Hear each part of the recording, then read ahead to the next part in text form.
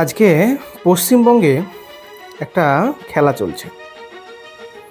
হিন্দু মুসলিমকে ইস্যু বানিয়ে পশ্চিমবঙ্গের যে মানুষ তাদের মনকে বিভক্ত করা হচ্ছে।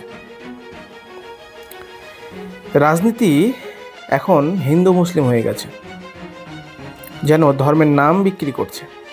আর আমরা মানুষরা সেই সমস্ত ধর্মের কারণে, সেই সমস্ত রাজনীতিবিদদের কারণে মানুষকে ঘৃণা করা শিখছি।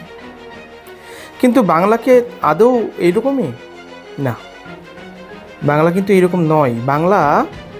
বাংলা হচ্ছে সহমর্মিতার জায়গা, মানসিকতার জায়গা, যেখানে সকল মানুষকে দাঁড়াতে হবে, এগিয়ে আসতে হবে যে পশ্চিমবঙ্গে ধর্মের বিভাজন চলবে না। পশ্চিমবঙ্গে ধর্ম নিয়ে যে রাজনীতি সেটা চলবে না, ধর্ম যার নিজের।